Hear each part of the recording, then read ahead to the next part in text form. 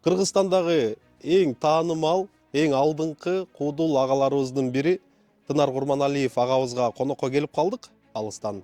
Азыр Жалал Абадтабыз. Сиздерге, биздин көрүүчүлөргө агабыздын мал чарбачылыгын, дыйканчылыгын тартып, көрсөтүп, керектүү кеңештерди алып бермекчибиз. Андыктан биз менен бир болуңуздар. Арык тагып турат бочокко капала.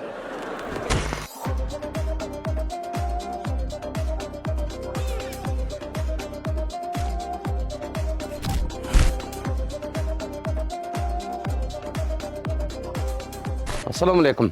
Алейкум ассалам. Келгиле жигиттер. Кандайсыз ага? Жакшы, Денсаулыктарыңыз жакшы? Жакшы, Кудайыма шүгүр, өзүңөр. Жакшы. Куш келипсиңер. Рахмат. Жалал Абад жактыбы? Ооба, Жалал Абад аябай жакты, өнүгүп кетипсиздер агай. Жалал Абад өнүгүп, анан сиздин дагы чарба өнүгүп атат дегенден чарбаңызды көрөлү деп келип калдык. Куш келипсиңер. Негизи гөлдөн болом дедиң да, Ооба, мен өзүм гөлдөн болом. Мен негизи арашаны биринчи гөлдөн алып баштагам. Кимден алгансыз? Башатын.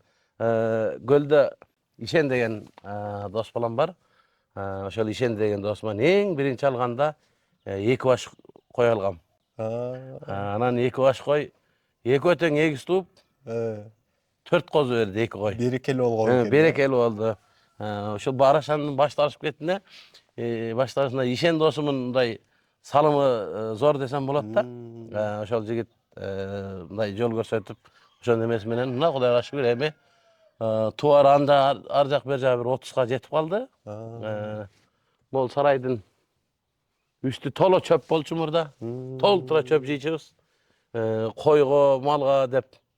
Анан жана сандан сапатка деп мынтип ойлонуп көрсөк, чынекенде жөн эле ушунун үстүнө толтура чөптү жедирип отуруп турмун да. Азыр эми ондон биягын эле жыйып коем. Жетет.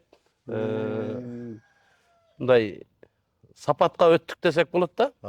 Сатсаң акча, кармаганга оңой, азбай мына көрдүң өзүң жоошмо мынтип. Жок, өзлөрү келип ушинтип жоош койлор. Анан качан башталды? бүт баарын быйыл 2-нчи жылга кетип атат. Арашан. Ооба. Анан бүт баарын линиялары менен алгамын. Оно кетип бараткан кой. Ошол кетип бараткан кой жанагы атактуу Шарпей деген кочкордун кызы ошол. Прямой кызы. Бул жерде Бланин деген кочкордун кыздары бар. Бланин деген кочкордун баласы бар өзүмө ар карап туруп, ошол Бланинин баласы. Бүт ошол кандары менен да булар. Анан ушул алып келип, чарба кылып кармап атабыз. Кудайга шүгүр, жакшы. Сонун экен чарбаңыз. Бул айылда сиз туулуп өскөнсүз да, ушул жерде. Анан мурда мал кармап, ушинтип чоңойдуңуз беле, өзү кой кайтарып, жылкы ат үстүндө дегендей. Эмнеге ушу мал чарбачылыкка келип калдыңыз деген суроо. Мен негизи бала кезимден ушул атам менен апам колхоздо малда иштешип, бала кезимден эле кой, уй, жылкыга аралашып чоңойгом. Анан ошондон бери эле мындай мен үчүн бир башкача нерсе да мал кармаш. Хоббиби? Хобби болуп калганбы. Анан монтип акылдуу өздөрү көрдүңбү? Ушинтип өздөрү акырын жайытка чыгып кетишет. Анан кечке маал болгондо караң кирейин дегенде кайра өздөрү келип калышат. Ээрчип алышып. Сону үйрөтүп койгонсуз го аларды. Байкем кара үйрөтүп койгон. Анан ошол малда жүрүп эметкен үчүн малга жакыныраакмын негедир. Кээ бирлери жанагынтип көлдүн боюна барып алып, шортипчен жатып эс алат го. Балык кармап. Балык кармап. Мен тескерисинче келип, койлор жайылып жүрсө ошол жерге чыгып, козулардын ары бери чуркаганын көрүп, кулундардын ары бери чуркаганын көрүп, жылкымы көрүп, ошолорду көрүп рахат алам. Сонун алыста жүрүп, гастролдоп жүргөндө видеодон көргөзүп койчу, тиги кандай болуп калды, тиги козу чоңоюп калдыбы деген учурлар болобу? Көп эле болот. Байкеме чалып коем. Койтууду десем, койтууду. Кайсы койтууду? Палан койтууду. Көрөсүз коебуз анан телефон. Азыр эми заман жетишип калбады. WhatsApp'тан тартып, видео кылып тартып жүрөтүп коет.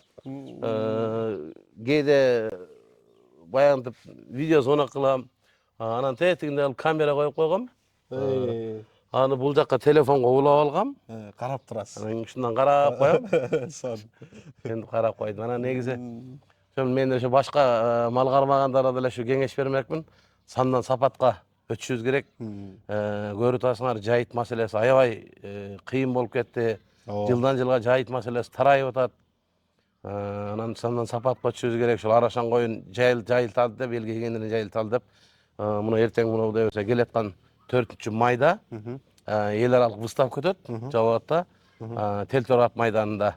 Анан ошол жерге келип дагы ушул Арашан коюна кызыккандар болсо, шакшы таза кандуу койлорду алып кетсе болот. Сиз алып чыгасызбы өзүңүз? Мен выставкага бир кочкор алып чыгам. Анан моминтип мындай коюп койгон көрдүң, чөп тарткыч. Мунун үстүнөн эле коюп турат, майдалап тартат. Береткенсиздер да. Ошондой. Дагы бир суроо агай. 24 жыл болуп турду сиз сахнада жүргөнүңүзчү?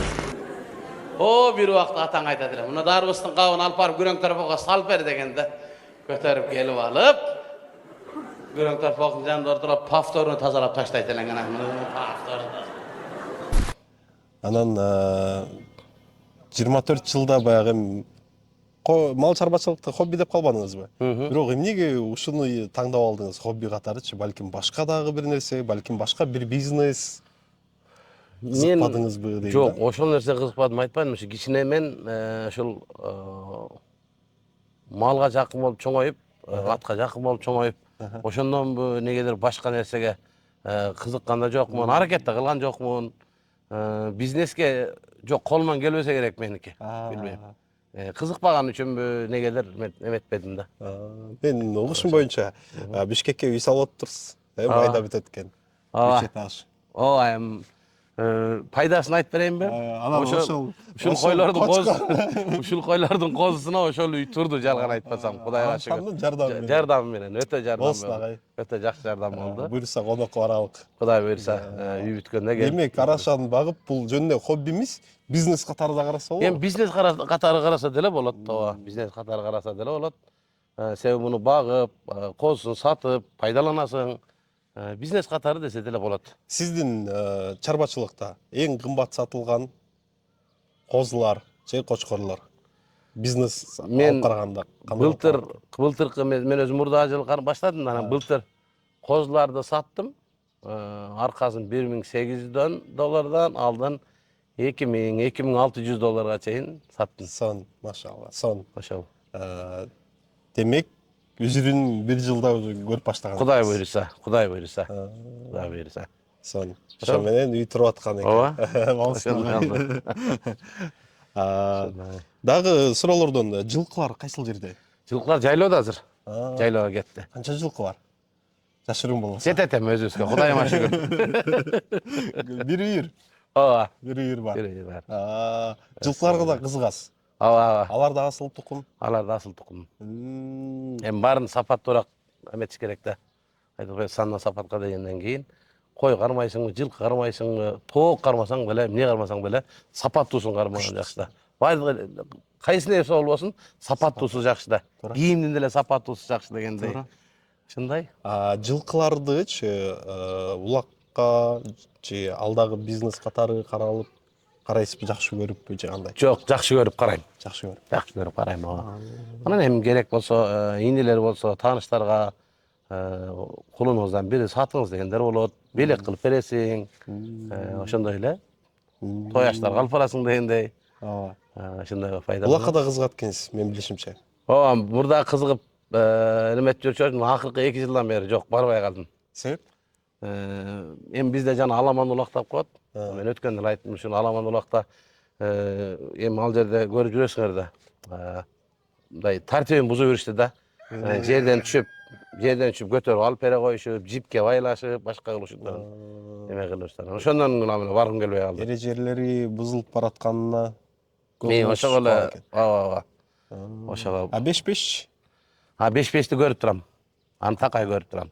Кайсыл командага жан тартасыз? Мен кайсы командага эмес, мен балдарга жан тартам. Кимди жакшы көрөсүз? Манасты. Манас Ниязов агабыз. Чыныгы, палванда чапкылат. сонун агабыз бар чынында. Кыргыз. Мен билгенден, мисалы үчүн, достук менен ынтымак ойнойт дейт го. Мен аны достук менен ынтымак ойноп атат деп эсептебейм. Мен Манас менен ынтымак ойноп атат деп ойлойм да. Достукта Манас жалгыз ойнойт да, мен көз карашымда Манастын жалгыз ойногонун эле байкай алам да мен. Бул баягы сизге эмнеден да футбол сүйүүчүлөр бар да эми көп. Баягы Криштиану Роналдо жалгыз эле ойноп жүргөндөй. Ошондой эле болуп калат, ошондой эле. Сон агай, сиздин айылыңызды көрүп аябай мындай жакшы бир элес калды да. Мен да өзүм айылымды сагынып кеттим да. Жөнөкөй, карапайым, суроо. Ушул айылда чоңойгон, өскөн мезгилиңизден бир эсте калган учур. Ошо мал кармап жүрүп, балдар менен. Кет өйүстү көрдүңбү? Ушул жак мурда Гил деген колхоздун алма багы эле да. Анан эсимде мектептен келатып, анан ол жерде сай бар мындай. Секирип өтөбүз сайдан. Анан сумкама толтуруп алма бакка, алма урулукка кирип, алманы көтөрүп чыгып келатып, анан чуркап келип, секирип, чардын кырына чыгып калып, сумкам оорду алма. Чалка менен кетинен лайка суга түшүп бир аккан эсимде. Келгенде кеткенде ошол нерсени эстеп коем, бир акканым эсимде да. Сонун күндөр өткөн экен агай. Бул жерге байма-бай келип турасызбы айылга? Тез келип турам. Канча убакта бир жолу? 15-20 күндө келип турам. 15-20 күндө. Эмне үчүн бат-бат келесиз? Өзүңүз шаарда үйүңүз болсо, ишиңиз болсо. Мен буга чейин интервьюларымда айткам, Бишкекке такыр көрө албай койдум деп. Себеп? Билбейм, ушул жака тарта берет. Айылдын эмеси башка да. Эркин өсүп калган үчүн. Айылда кенен чонон, шаарда билесиз да. Бардыгы эле ушул акча дүйнөдө эле ушул кичке акчанын аркасынан жүргөн, эртең туруп жарымы Дордойго, жарымы Ош базарга, жарымы Ак үйгө, жарымы Көк үйгө кетет. Жок. Даже туугандарың деле үйдөсүң барайын дедим эле десең, мен бир жака бараттым эле дешелим да. Пейилдер эле кызыкта шаарда жашагандарыкыча. Айылдын пейили жакшы да. Азыр мисалы үчүн бул жерден эч кимди үйдөсүңбү деп сурабайсың да. Любойдун үйүнө кирип бара бересиң. Ассалам алейкум, кел андай мындай. Шаарда андай эмес. Шаарда. Ошон үчүн барып тырышып эле, аракет кылып эле, жарышып эле жүргөндөр. Айылда туулуп, айылда чоңойгон үчүн айылга тарта берем. Ошол.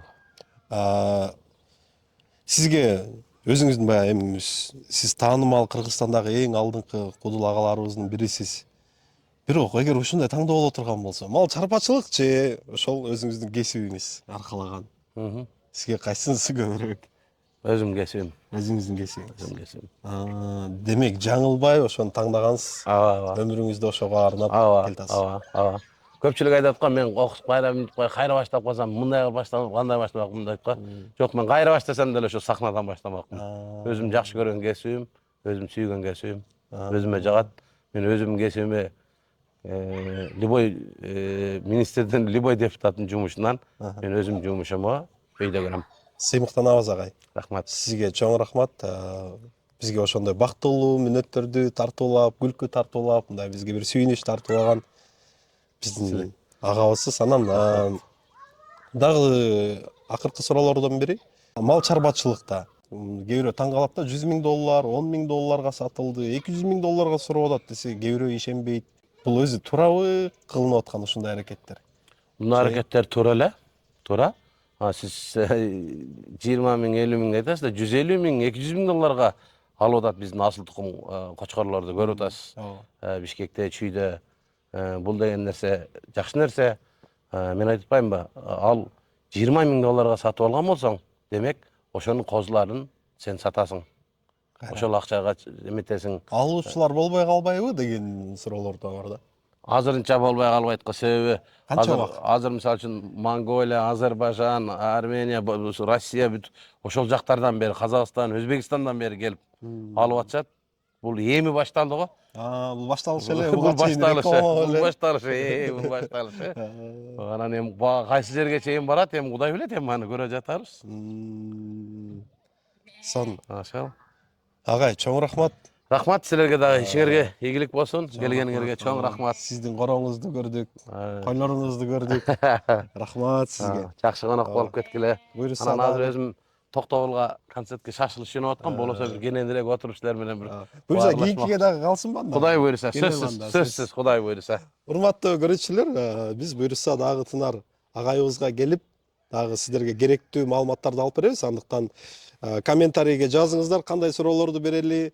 Балким Тынар агабыз кийинкиде сиздерге базар баасында козулардан Кудай берем буйруса. деген учурлар болобу? Буйруса алуучу да болот, Кудай буйруса. Буюрса. Андыктан кийинки биздин берүүбүздөн көрүшкөнчө сак саламатта калыңыздар.